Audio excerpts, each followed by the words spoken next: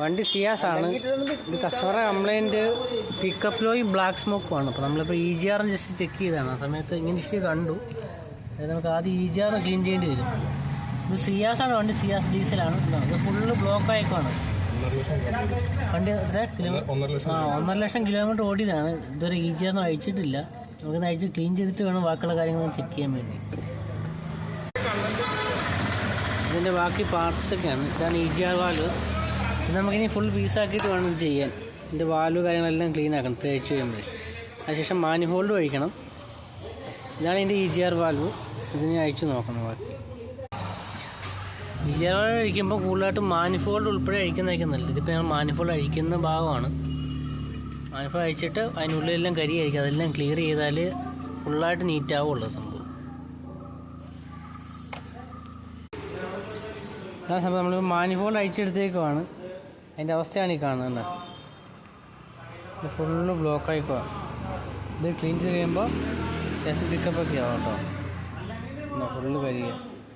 എല്ലാം 30-ലും സർവീസ് ചെയ്യാൻ ഇത് അഴിച്ച് ക്ലീൻ ചെയ്യാനാണ് പറയുന്നത്. നമ്മളതിന് ചെയ്യാറില്ല. ഇടയ്ക്ക് ചെയ്യുന്നത് നല്ലതായിരിക്കും. ഇത് എന്താ ഫുള്ള് കരിയായിട്ട് അടഞ്ഞിട്ടുണ്ടാവും. അതിൻ്റെ പിക്കപ്പിനെയൊക്കെ ബാധിക്കും.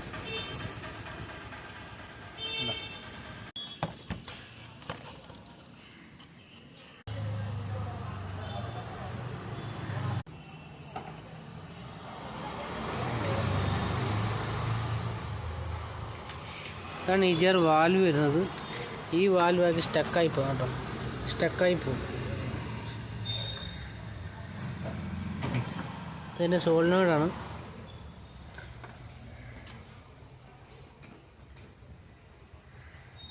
ഇതൊക്കെ വെച്ച് ക്ലീൻ ചെയ്യാനുള്ള പാർട്ടാണ് കേട്ടോ.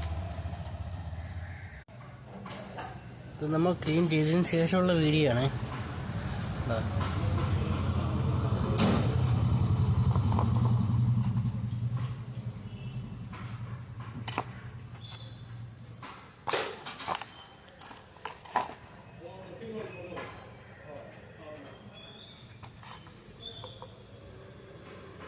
മാനിഫോൾഡ് എല്ലാ വണ്ടിയിലും അഴിയണമെന്നില്ല. ചില വണ്ടിയിലൊക്കെ ബോൾട്ട് ഒടിയും.